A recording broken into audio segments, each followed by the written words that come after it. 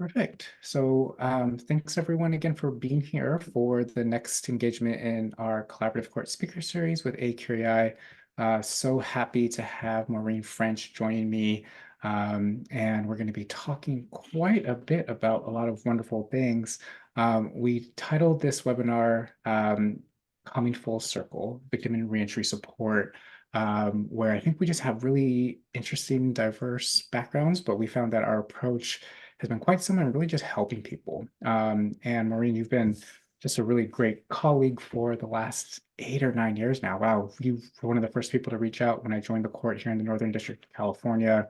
And have just been always incredible sounding board and collaborator, even though in a lot of ways we're kind of working on the opposite end of the justice system, which is something that we're going to be talking about today. So, Maureen, thank you just so much for making some time today and always being a collaborator to share ideas.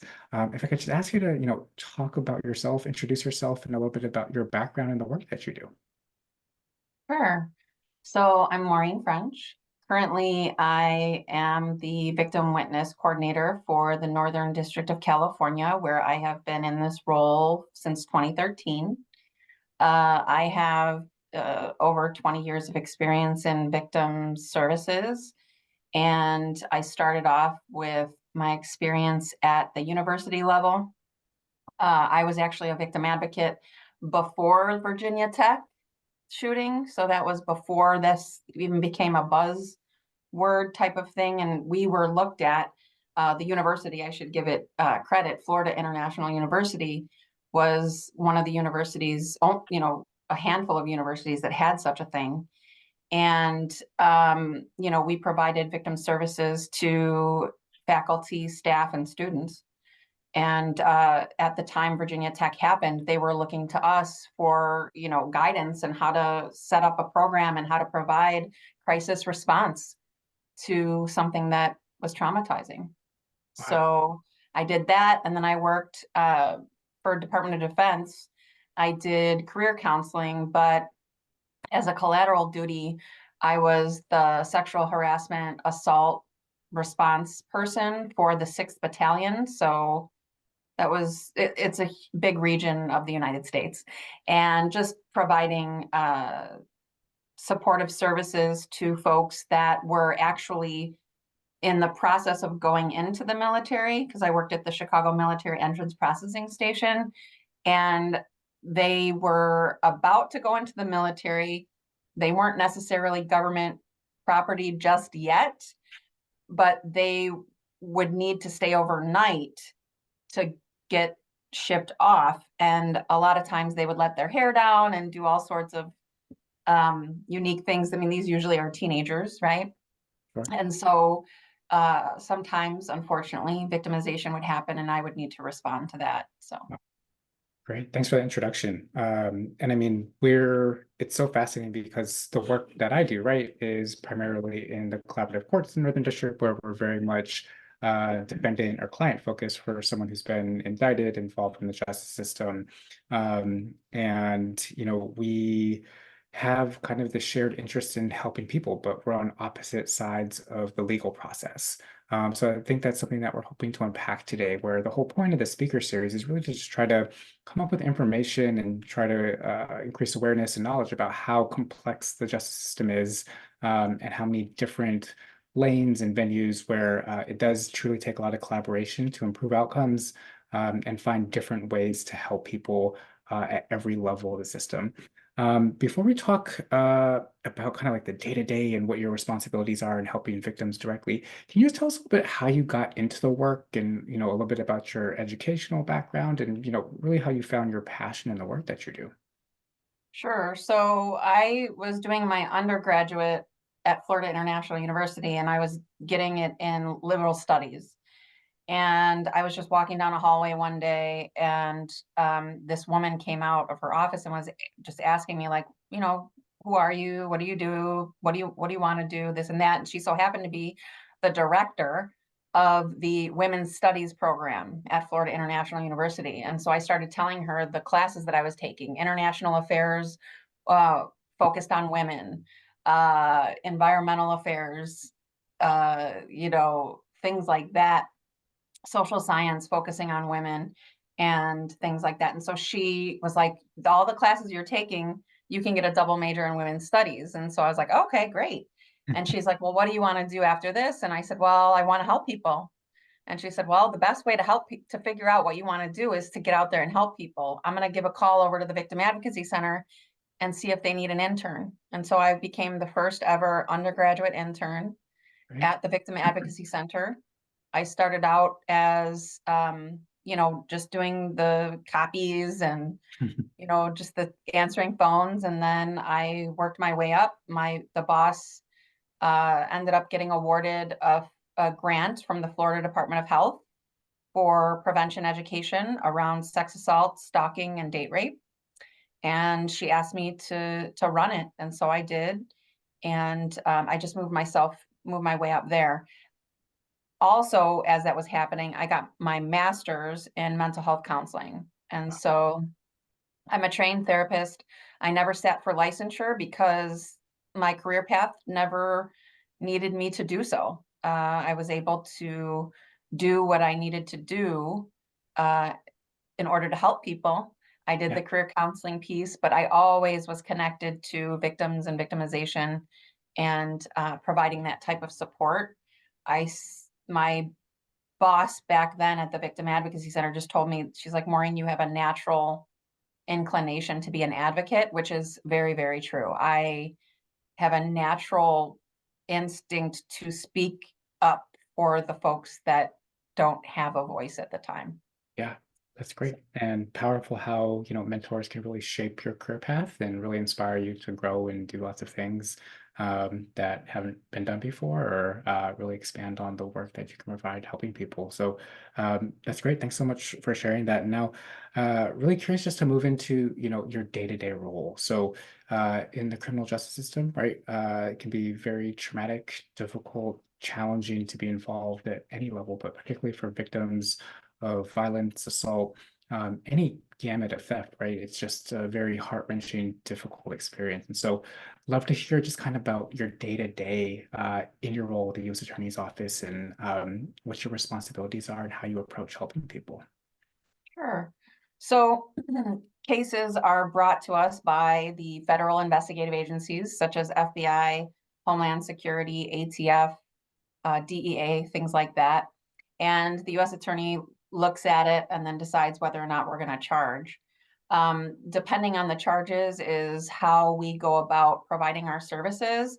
However, um, if there are victims in cases that don't necessarily fit into the statute that we're looking at, we still provide them with services and refer them to the support that they need. Basically, when we charge a case, if the charge involves someone who is harmed physically, emotionally, or pecuniarily, then the victim witness unit is going to reach out to that person and provide them with the understanding of what their rights are. There's 10 crime victims' rights, and we're going to let them know about that. We're going to let them know about that they have a right to information about the case. We're going to let them know about the fact that they have services and resources that they can be referred to. We're going to let them know that they can be protected from the accused and allow them to understand a little bit more about the criminal justice system. The criminal justice system, especially the federal justice system, can be extremely intimidating for people. When you say, FBI agent or something, people are like, whoa. So we make sure to make it digestible for folks. Not only have they experienced the harm of the trauma, but they're experiencing having to face this system that is alien to them. And so we try to bring an everyday face to that, bring some compassion and Yep. things like that. And then, of course, the right to participate in the process, and victims get to decide how they want to participate in the process. And then the last thing is restitution.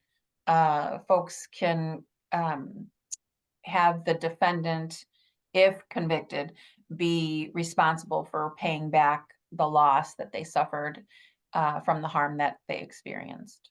Right, right. So that's a lot to take on, right? You're dealing with kind of every stage of a case or an indictment, and monitoring, how you're helping the victim throughout. Can you give some examples about maybe the resource referral or the type of services that you provide to victims? Sure. So we see many different types of victim cases. So we do mortgage fraud, romance scams, murder for hire, child exploitation, sex trafficking, labor trafficking, and many, many more types of victim cases. And so it depends on the type of victimization, how we're going to approach. But the general idea is you talk to the person, you identify what the needs are Yep. in their particular situation, because everybody is different. In fact, there are certain um, criteria that a person can check off in terms of being able to determine the level of trauma that they would experience. That's a little bit more into the mental health field, but I say that to say that, does the person have a support system? Does the person have a substance problem? Does the person have healthy boundaries? Does so there's finances. So there's many things that are behind the scenes that are happening in this person's life in addition to whatever victimization that happened. And so we're going to be looking at the whole person when we're talking to them. Now, I want to clarify that we have victim cases that have thousands. We're talking like 20,000 victims, for example. We're not physically calling each and every one of them. The victim witness staff is myself, and I have 3 victim specialists. So we're a very small but Yeah. mighty, mighty program, right? So with violent crime cases, the human trafficking, sex trafficking, labor trafficking, murder for hire cases, those types of cases, we are reaching out to people individually because fortunately, there's not thousands and thousands of victims. So we're able to reach out to them. What we're going to do with those in particular is we're going to refer them to the California Victims Compensation Program. And the Victims Compensation Program is a national program. The Office of Victims of Crime collects the assessment fees and the court fees from the defendants across the country. This is state and federal. And those funds get funneled to Office of Victims of Crime and then get sent out to the different states to be able to provide victims compensation program to victims of violent crimes. Currently, there are no victim compensation programs for victims of financial crimes, but they're of course talking about it and looking into it. But at this point, it's just for violent crime folks, and so we walk them through that process, depending on how, like I told you about their background. Sometimes these folks don't have a high school diploma. So sometimes they need help filling out the application, sending it in, talking to the people, asking the right questions. So we're going to hold their hand through that. Some of them know how to do it and they're going to do it. And then they're going to reach out when they need to. So we're going to adjust to whatever the needs are Sure. of the people that we're sitting across from, Mhm. and answering any questions that they have. Okay, fascinating. So I'll take a pause for a moment just to advise any of the audience to feel free to, type in chat questions throughout our conversation today, and we'll weave it in to what we're talking about. But a lot of what you've just described, Maureen, is kind of the approach we deal with clients or defendants, right? Where we have to understand their need level, their risk level, and that really helps us shape our program plan and how we can help people. So some people are more high functioning, some people are lower functioning, a huge amount of trauma. And so meeting clients where they are, right, is just the general approach and kind of identifying the needs. And just to get into like a little bit more detail, because I'm so curious and want to continue to ask about, how much resources are available and what what the dream is, right? What the vision is to actually be able to help victims on a level that you want to. But cases can take a long time, right? Investigations can take years, actual going through trial, months and months. Incarceration can last months and years and decades. How long are you actually, working with a victim to find resources or therapy, and how much are you kind of monitoring their progress to identify additional needs or kind of scaling people back about the help that they need in the community? Yeah, so there's different types of advocates. So basically you can call us victim advocates in the when we're working with the prosecution, we're part of the prosecution team. So there is no confidential conversation between us and victims, right? Yeah. So that we're called system-based victim advocates. And so with that, we do have, some guardrails where we can and cannot go. Mhm. And so we refer victims to confidential services. Okay. We refer victims to, services that are going to be able to provide them with the case management that they need if they're lower functioning type of folk. So we are the conduit for the prosecutor, um, out to the community, to the victim, and we're providing victim-centered, trauma-informed approach to Mhm. that.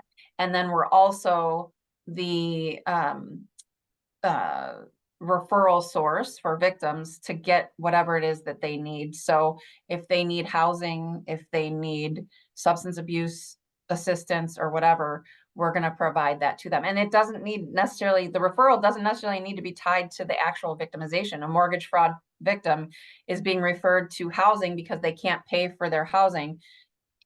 That, doesn't necessarily connect up exactly, but we're going to do whatever is needed for those folks. um, I think something that's really important to keep in mind is that we work with victims all over the world. So a state program is going to be dealing with people who are in that county or whatever. So they're going to know the resources a little bit more. I know the local resources around us. I have partners in that. However, we've had victims in Vietnam. We've had victims in the UK. We've Right. had victims, in Thailand. So we need to broaden our ability to find victim resources and victim services. And so we do that by, cultivating relationships with different agencies and reaching out to the different FBI attaches, HSI attaches in different countries to Mhm. be able to get connected up with those resources for victims. Okay. All right. Thanks for sharing all that. I'm hoping we can move into, um, we talked about mental health and spirituality, and especially your training as a therapist, right, and having so much compassion for people. Uh, so working with victims is incredibly demanding emotionally. The vicarious trauma involved is just very, very difficult. Can you talk about just how you process that, and are able to put up boundaries to maintain your well-being and your ability to continue to help people? Yeah, it's a very, very, very good question, Wyatt. Well, I will say this, self-care is a job requirement. And I would think that it's for everybody. Self-care is a job requirement. I was not raised that way. I was raised to work very hard and to just work and to have a strong work ethic and not even to really think about how it's affecting me.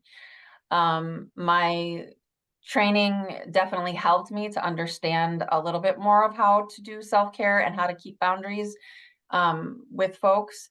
But I will say in this job, we're exposed. I mean, you know, you mentioned earlier that cases can go on for years, and I actually didn't answer that part. And I wanted to just say that, I still am in communication with victims that I went through their case in 2013 when I first started. So it never ends. And that's one of the things I really want to drive home to this, because I think that is a difference between your side, and my Mhm. side Sure. is these victims didn't choose this to happen. Mhm. It happened and it follows them the rest of their life. And that is something that is, depending on how functioning they are and the support that they have, how they're going to be able to navigate the rest of their life. Right. So, for example, I have certain folks that still reach out and are having a challenging time. And of course, looking at the victimization that they had suffered, it was very egregious and damaging. So it makes sense that they would have some trouble down the line. Sure. But they're reaching out still for resources. They're having a hard time, paying rent or finding a therapist. Yeah. So I'm providing them with resources, and we don't have an open case. The case closed in 2016. Yeah. The person was sentenced, and but they're still reaching out, and we still have a relationship. You mentioned spirituality. So for me, throughout my time in this job, I have learned a lot. I have gained a lot of wisdom going through this, and experiencing and watching and listening to the different cases and seeing it from a victim perspective. And I think that that's partially my job, is to remember that I'm looking at this process through the eyes of a victim. And when I've worked with victims, I've noticed that folks that have a grounded idea in spirituality, in God, or something higher, a higher power bigger than themselves, they seem to do much better with the suffering and with the harm that they've gone through. And so for me, I also found myself going to spirituality as well. And I can say for myself personally, professionally, that it really does help.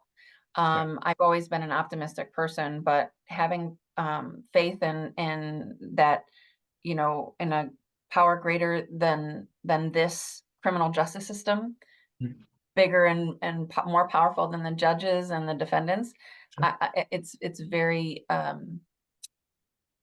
calming and grounding for me to be able to continue to do this work. Yeah. Um, so yeah, I don't know if I answered your question. Oh, no, that's great. It kind of it's just a great kind of segue into our next, topic, which is, all of our programmatic components, right? And so that's, where I live, right? The bread and butter of the collaborative courts, and really trying to have stakeholder engagement where we're collaborating to help people. And it actually leads into a question that we got from our audience. And so I'll just read it and feel free to answer, and then we'll go into the depths of our program collaboration. But to what extent do victims you assist participate in victim offender dialogue processes? And in which type of cases have you found these processes to be most successful? Yeah, so victim offender processes, our system at this time really doesn't have, it doesn't have like a formal process, right? We're still in communication, and that's why Wyatt and I are working together, because there is some discussion about how that's going to work. Um, but I can tell you that there have been defendants throughout the years that I've worked here that have asked to be connected up with the victims, and there's been victims who've been asked to be connected up with the defendants. Usually we go through the defense attorney and have them kind of do that. And sometimes the defense attorney has a letter from the defendant, and then we ask the victim if they would like the letter, so we're trying to, bridge the communication, but never have we provided the victim data to a defendant or vice versa for them to be in communication, because that would go against our privacy expectation and our responsibility. So we wouldn't be doing that. But I mean, there are instances where people do want to come together and communicate. However, most of the cases that we're dealing with, they're pretty egregious. And so I think we're a little bit ahead of ourselves by saying they should be able to sit across from each other and have that conversation. There Sure. needs to be more preparation and understanding of both sides before that can happen, in Yeah, my opinion. so we'll break that down in kind of our conversation about restorative justice and kind of what that could look like, right? There's so much movement and progress about restorative justice and the healing it can give to a victim, a community, a client about how they view their actions and just trying to move forward, right? So we'll talk about that in a moment, but I want to talk a little bit just about our collaborative courts and kind of how we've worked together in the past, right? So briefly for everyone listening, right, collaborative courts are kind of an alternative programming in the justice system where they're intensive supervision models designed to help specific populations with either substance use issues or higher risk behaviors to be connected to different community organizations, therapy, and just try to have a different outcome than just kind of the regular criminal justice system where clients typically recidivate, serve time in custody, are released into the community, and then are hopefully not re-entering the system. So can you tell us a little bit just about the work that we've done together in our new program in the Northern District, the Leading Emerging Adults to Develop Success program, how you were kind of brought in and kind of the collaboration and input you've provided when coming up with this program? Yeah, so I mean, the United States Attorney's Office, the AUSA, is have been working with you um, and probation and pretrial services to and defense to talk about the legal portion of all of that. And then I was brought in to talk about victims' rights, which is also a legal portion. Um, but it sets itself apart a little bit because it is directly related to another party. So everything that I just talked about, the pretrial, probation, defense, and AUSA and you are talking about the legal expectations for the defendant. And I think what's really important to talk about is that the defendant has a lot of rights per the Sixth Amendment. And the Sixth Amendment came about in 1791, right? And the Crime Victims' Rights Act came about in 1984. 1984. So there's a big gap between thinking about defendants and making sure that their liberties aren't being taken away and things like that, and then victims' rights. It's very, very new to think about the person that was harmed and how they fit into this system. And so with the LEADS program, it's challenging that paradigm. Mhm. It's challenging, okay, we want to, provide the defendant with their rights and provide them with support services so that they don't recidivate. And we also want to pay attention to the person that's harmed. Because in the restorative justice context, by the way, restorative justice came out of the Native American traditions, which is a spiritual component. And so, and bringing in the idea of healing. And so the criminal justice system as it stands right now is a very, very impersonal process from a victim perspective, right? Extremely impersonal. And so that's part of our role in the victim witness unit is to make it personal and to provide some compassion rather than just saying, well, this is the law. This is what the judge says. This is how it's going to go. Well, we have emotions, we have feelings, we have things that need to come out. So I think bringing that together is needed in our society. And it's also very, very different from what the criminal justice system we see now.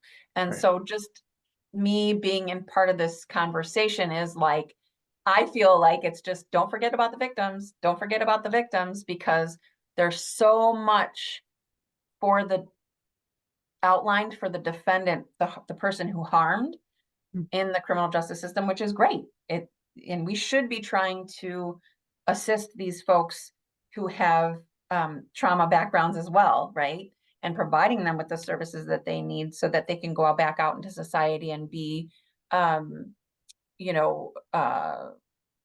good folks and stay out of trouble, Yeah.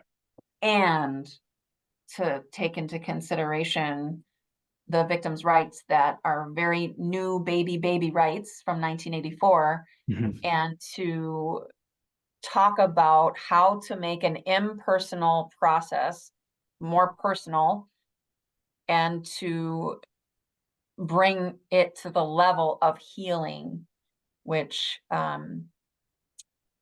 again, it's a big feat. Yeah. It's a big feat, and I'm so grateful to be on the the forefront of this conversation, because I think it's really important. Right. Yeah, absolutely. Right. And I think it lends to some acknowledgement to our district, right, for being so collaborative and open-minded to work together, right? Because what we're seeing is that it's not common for stakeholders to be able to collaborate as much as we do. So we see many of our collaborators on the call. So just a special thank you to everyone that was involved in the LEADS program and coming up with the interesting and innovative approach to how we designed this, because it got better kind of each step of the way when each agency was able to provide their input about what they thought was going to be successful for this program intervention, right? And it really lent to the idea where um, victims and defendants, right? We need to help people, right? There's so much more that needs to be done kind of just across the board to get to the outcomes where we're protecting public safety, right? People are being able to address the issues that they're experiencing, and having everyone's input and open collaboration has really been the foundation for that. Um, so I want to kind of move into you know, two things, right? Where we have this big vision for all the change that we can implement in systems, right? And so you and I have talked about this before, but I have, an affinity for public health and how can we get people literally healthier, right? I want everyone to go to the doctor. I want everyone to get physicals and have access to medication. And when something hurts, you shouldn't go on Reddit and diagnose yourself, right? But we, are in coming up with visions and really trying to set goals about the work that we want to do. Um, Let me ask you kind of a twofold question where if you were building out a program or an approach, right, what do you think would be kind of the perfect scenario to be attentive of victims, and how can we have intervention to truly serve them? So would that require additional community resources, more funding, more people in your unit? Tell me a little bit about what the next level and kind of perfect approach would be. Oh my goodness. Well, the perfect approach would be me designing and directing it. Um, so whoever's out there who wants to fund this, that would be great. But really, it is the support services to victims. I feel like when a victim feels that they aren't just a piece of the puzzle, that what they've been through is seen and um, understood from the greater context. Because you remember, it's the United States versus this person. So um, there's always this line that the system-based advocates have to draw for victims. We're not their attorneys. We're representing the United States and the best interest of the community.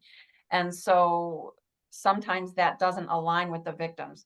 And so being able to provide a, a place where they can have more agency in the process, and um, processing the feelings that they have throughout the process, because it changes throughout, right? When you're first traumatized, you're in shock and all these things, and then throughout the time things change.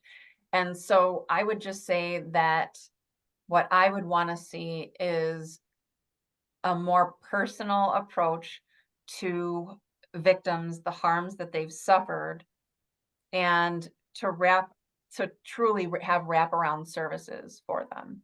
Yeah. So the family justice centers that you see in the state levels, I could see something similar to that for Mm, this process.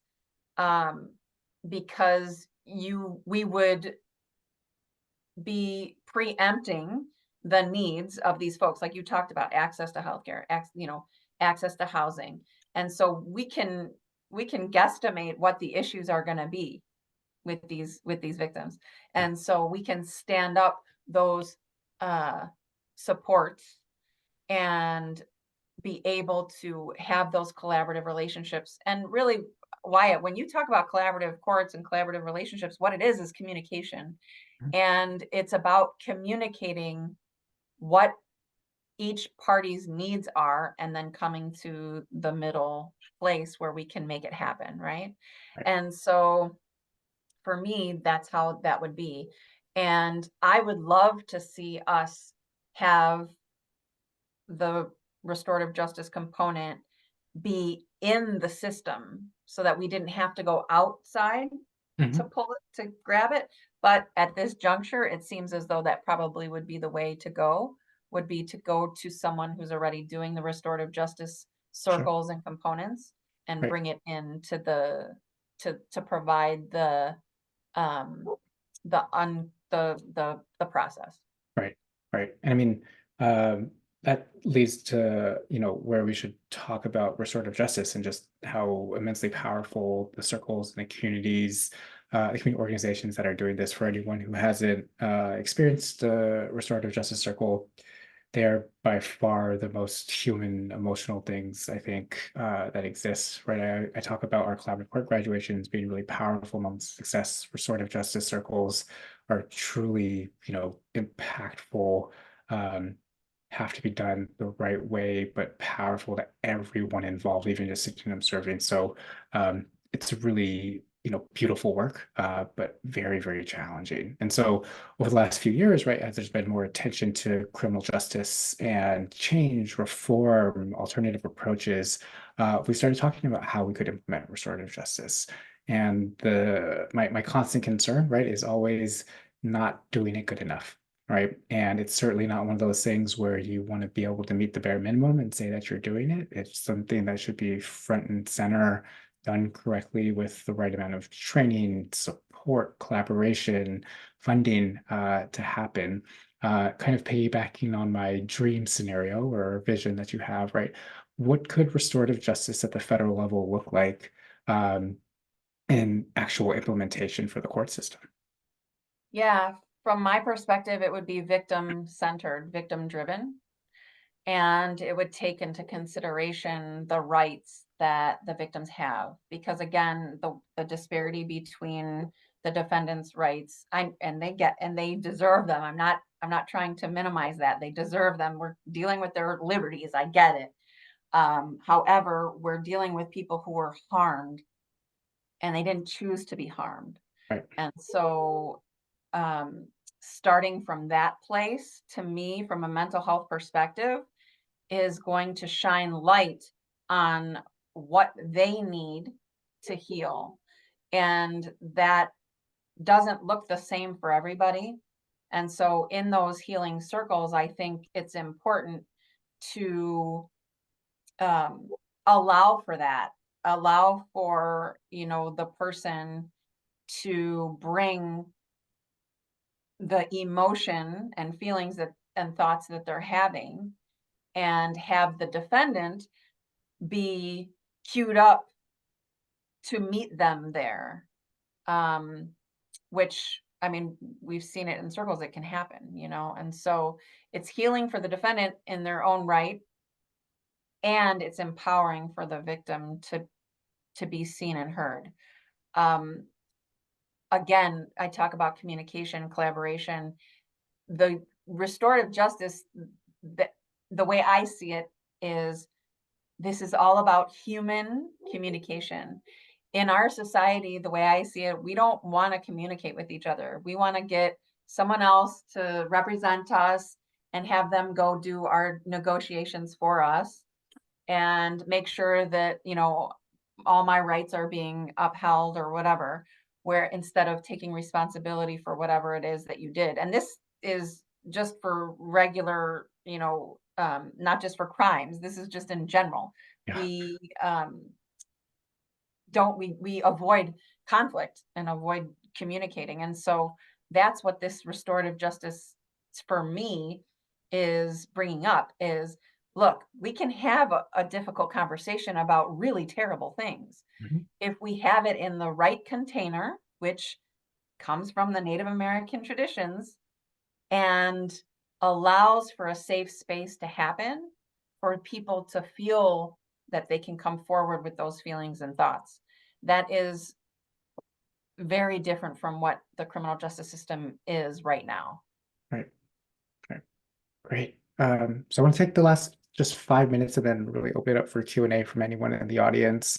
But how I always like to just kind of wind down and just reflect on everything that we've talked about is, in our treatment courts, right, they're filled with judges, attorneys, officers, community providers. What's one thing that you would want them to take away from the work that you do and the victims that you represent? Um, I oh, I would say I would want them to take away that this was not chosen by these victims and that um, it stays with them even when we're done with the case. Sentencings happen and we close the file and we put it away, but it doesn't get put away for them. Um, and so that's important. And then the other thing I would want to challenge is why do we call them victims? I feel like we need to reframe that. I have a lot of victims who tell me I'm not a victim, and I, I'm starting to think that maybe we need to, maybe think about a different word. Um, so that's what I I'm would put out there. Well, I'm going to task you with coming up with that word, and I'm happy to incorporate it in any way that you tell me. I will tell you, right, when we're dealing with our treatment courts, right, language is so huge, where, we've really moved away from calling people addicts and junkies. They're people who have substance use issues or who just use drugs, right?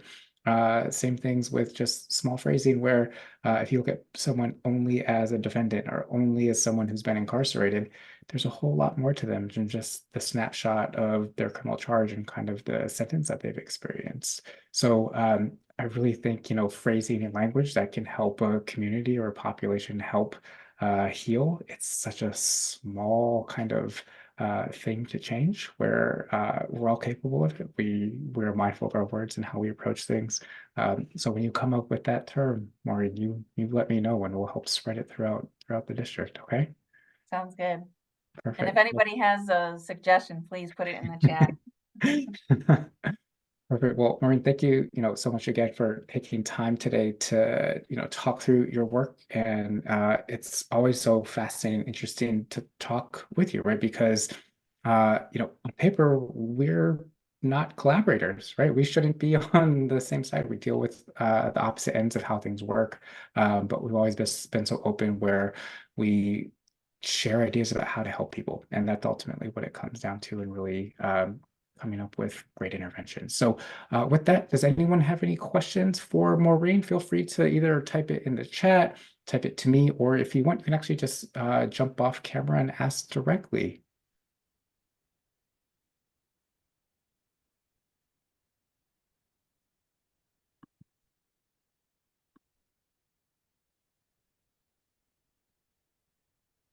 Okay. Um, well, quiet audience today. Well, for me, I would say it's a human issue that you're bring up, right? Is you're talking about you know how we can come to the table together and have these conversations. It's because we're seeing the victim and the defendant from a human perspective Mhm. and understanding that both people are hurting, and how can we help them heal their hurt, each of their unique hurts. Right. And I believe that it's possible. And I believe that um, communication is the key. Yeah. And so I think that both you and I agree on that, and that's where we can come together and have these conversations. So I think that's a great place to end, Maureen. Mm. That's wonderful. So everyone, thanks so much for coming and attending our speaker series. We'll have it posted to YouTube and circulated out for everyone that registered. And then we'll have our next one in August where hopefully we'll be meeting with a Reentry Court judge from a different part of the country to kind of talk about their program implementation. But I'll circulate Maureen's contact email if there's any further questions. But thanks everyone for being here on this Friday afternoon. Hope everyone has a wonderful weekend. Thanks, everybody. Thank you.